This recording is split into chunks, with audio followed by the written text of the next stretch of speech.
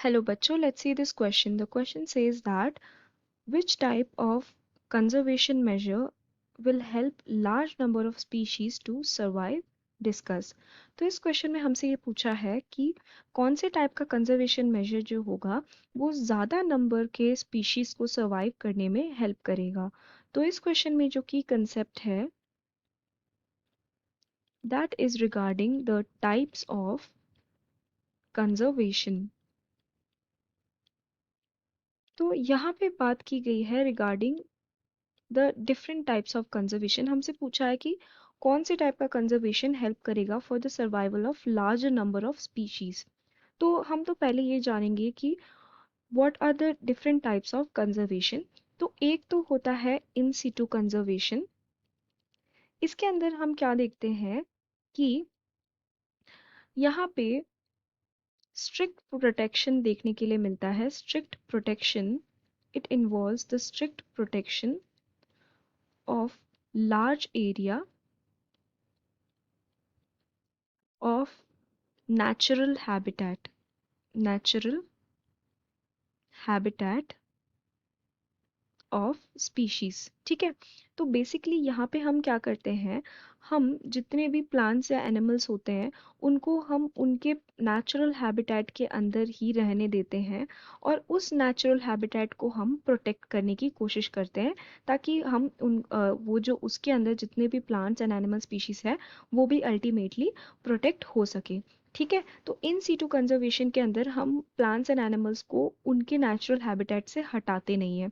Whereas the other type of conservation is the ex situ conservation, जिसके अंदर हम क्या करते हैं कि जितने भी endangered and threatened species होते हैं, endangered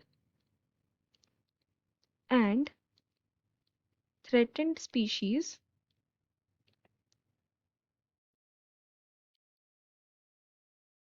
उनको हम ले जाके एक प्रोटेक्टेड इन्वायरमेंट में पुट करते हैं। ठीक है, तो basically endangered and threatened species are protected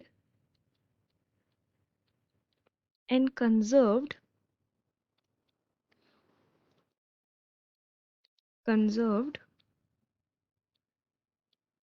in a separate environment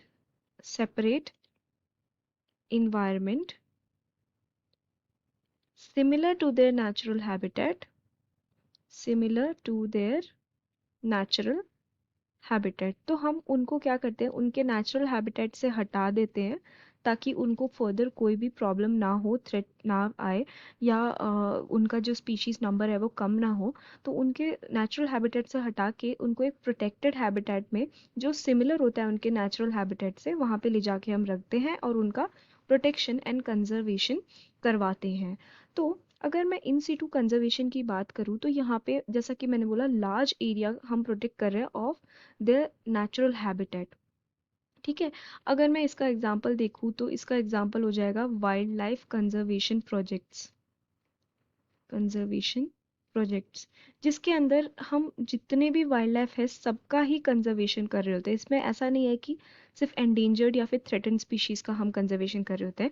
यहाँ पे पूरे वाइल्ड लाइफ के अंदर जितनी भी चीज़ें इंक्लूडेड होती है सबका हम प्रोटेक्शन कर रहे होते हैं। तो बेसिकली यहाँ पे ऑब्वियसली क्या होगा कि इन सीटू कंजर्वेशन में हम ज़्यादा नंबर ऑफ स्पीशीज़ को कवर कर सकेंगे, वेरस एक्स सीटू कंजर्वेशन में तो हम एंडेंजर्ड एंड थ्रेटन स्पीशीज़ को ही लेके जाते हैं in a separate place. For example, if we talk about endangered and threatened species being protected in ex situ conservation, तो उसका एग्जाम्पल हो जाएगा क्या, जू वगैरह। जू में हम क्या करते हैं, उनका जो एनिमल्स होते हैं उनको उनके नेचुरल हैबिटेट से हटा के दूसरे उनके नेचुरल हैबिटेट जैसे इन्वायरमेंट में रखते हैं और उनका प्रोटेक्शन एंड कंजर्वेशन करवाते हैं। तो यहाँ पे क्या होता है कि सिर्फ एंडेंजर्ड एंड थ्रेटन स्पीशीज होते हैं या फिर एक दो ही स्पीशीज होते हैं उस पर्टिकुलर, एक दो ही एनिमल होते हैं उस पर्टिकुलर स्पीशीज के। ऐसा नहीं होता कि जितने भी एनिमल थे उस फॉरेस्ट के अंदर उनको सबको ही हम ले आते हैं, है ना। तो we can say that in situ conservation के अंदर जो है ज़्यादा number of species will be able to be survived, or we can say they will be able to get protected and conserved. So I hope you have understood it well. Best of luck.